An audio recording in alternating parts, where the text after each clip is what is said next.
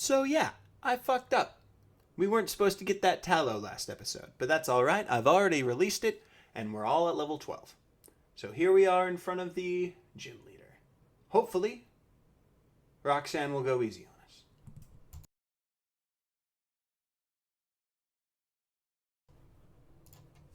So the initial strategy here is just to grind up Mudkip a few levels so that we'll be able to take on Nose Pass, which is level 15 on Roxy or Roxanne's team. Sorry that I keep getting the name wrong. I'm bad with memory. But so yeah, pretty much the Geodudes here on this first trainer go down without a hike. No big issues involved.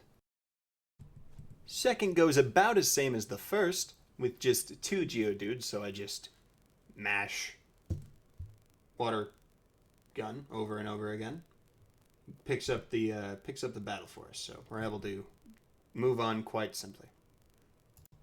The third trainer was this hiker guy. He just had another Geodude. I think he had 2 Geodudes actually, so awful lot of rock Pokemon going on here. And honestly, I didn't expect all of the pre-trainers to just have Geodudes, but it really helped to get my Pokemon up to a certain level. So here we are. We're attacking Roxy. Or I guess we're going to find out her name now. Haha! It's one way to do it. In post. Gotcha. So we're searching through our berries here, making sure we don't have anything that she could use, but I kind of come to the realization that she doesn't exactly inflict status moves. So it does look like her name is Roxanne. I was right. Alright, so here we're loading up. Got a Geodude level 12, which we send in Dirt Water for a quick water gun sweep. Goes pretty well, one-shotting.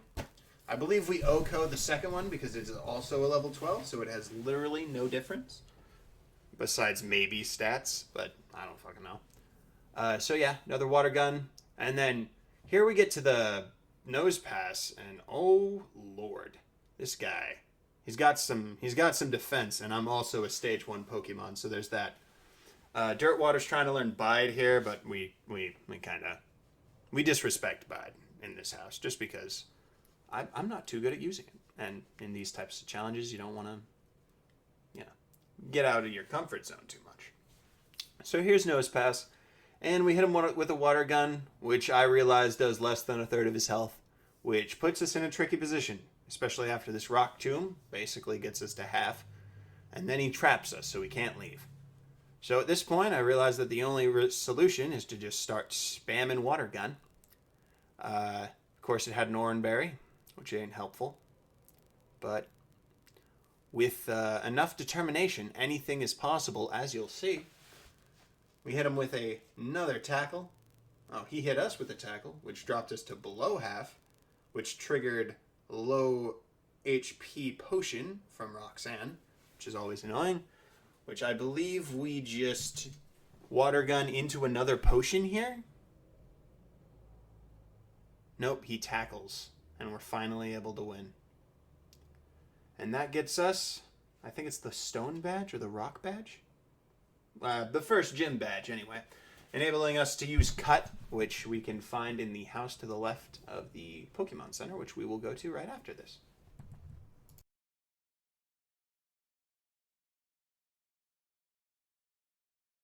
And of course, we got a fancy evolution going on. Dirt Water turning into his ultimate Marsh Stomp form, getting that ground typing, and reducing his electric weakness, which is great. But now we are 4 times weak to grass, which isn't the most ideal thing, but we'll have to keep that in mind going forward for rival battles and stuff.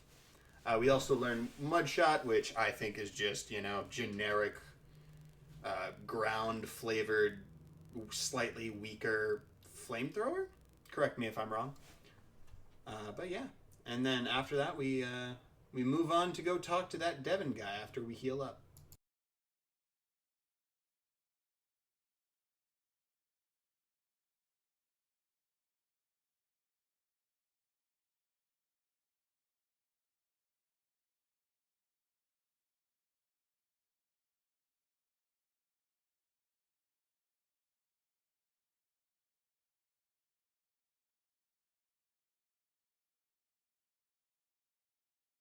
Now it's here when I realize I don't have cut.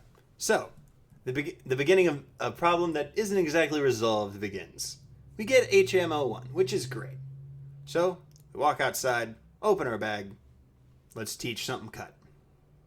None of our encounters can learn cut. That's unfortunate.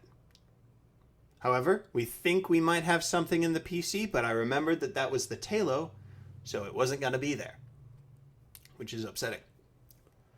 So, we still don't have cut, but we do have some encounters to do. So what we do is we run up here, we search for grass up here first, to no avail, sadly. And then we head to the east and go down this route here.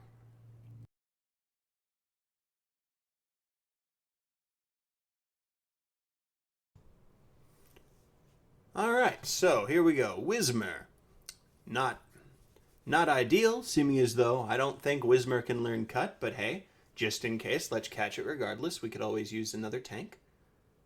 So we'll toss out a Premier Ball, because, you know, the inverted color scheme is mint. Yeah, gotta always buy Pokeballs in sets of 10, man. A little Pokédex registration there, not too bad. Height of 2 feet. 39 pounds, and sounds like a very annoying Pokemon to have around the house, to be completely honest with you. So we'll name it, let's see, Base Boost. Yeah, that's a good one. Alright. So, I'm not sure if you realize this, but in the first episode, I intentionally left a route unchecked. So, we're going to go back to that route. And we're going to see if an encounter we can get there can learn cut. Because holy crap, we're getting really far here. And I'd like to be able to access some other areas before we progress here. So, obviously I run up here and check out a Desperation again, but to no avail. Which is sad. But, yeah. So we got to fast forward down to... Where am I even going here? I think it's Route 103. Yeah, Route 103. With some speed. Oop, we got some berries. Always nice to have. Planted those during my last grinding session. Dangers of playing sped up is that it's really hard to control your character if you're not, like, careful. So we just keep on going here. We water some orange berries with our pail as we pass them. Get back to Oldale Town. Heal up the Pokemon. And let's go find this motherfucker. So we hop in the grass. Poochyena. Dupe's Claws activates. We run off. No big deal. I think that maybe we should put Chomper in front just because Runaway is nice to have. Ah, Wingull. Okay. That might be able to learn cut, so might as well. I think anything attack will do will kill it, so let's just throw a Pokeball and catch it real quick. Not too bad. Not a flapping bird, but a bird nonetheless. Alright, so we give a nickname, which I don't really remember what it is. I think it's Wingy? Yes, Wingy. Wingy the Wingull. Very, very original. So unfortunately, Wingy cannot learn cut. So that is very frustrating, and that is something we'll have to rectify going forward. But for now, until we unlock another encounter area, we just don't have cut. Hopefully, we don't need cut to get to another encounter area, because in that case, we might be stun locked or soft locked. So yeah. And once again, we harvest a bunch of berries. 8 total. We love it. I think there's another 6 across the dunes, so we'll also plant because we're going to be here grinding for a bit. We'll also run across and collect those berries after this. And replant because it's important. And finally, one last thing before we go. We did have our first instance of tragedy. I decided to fight one more trainer before ending the video, and I sent Chomper out against a Machop. Now, I won't lie. This is one of my Gen 1 mistakes that come back to bite me. Fighting type is super effective against Dark, and I had that backwards. So as I went in for the tackle, I just got absolutely low kicked.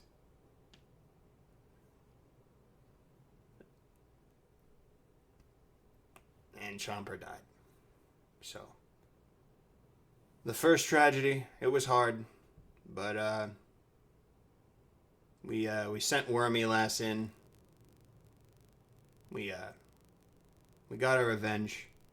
And hopefully we can move forward with less bloodshed. And hopefully more Pokemon with HMs.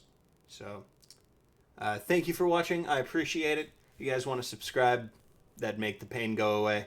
Not actually. Nothing would. Yeah, so leave a comment, hit the bell. You don't have to hit the bell. Hitting the bell is an ancient thing. Don't hit the bell. Screw the bell. Click the bell and then unclick the bell. There you go. All right. I'll talk to you guys on the next one. Hopefully we'll have better luck. See ya.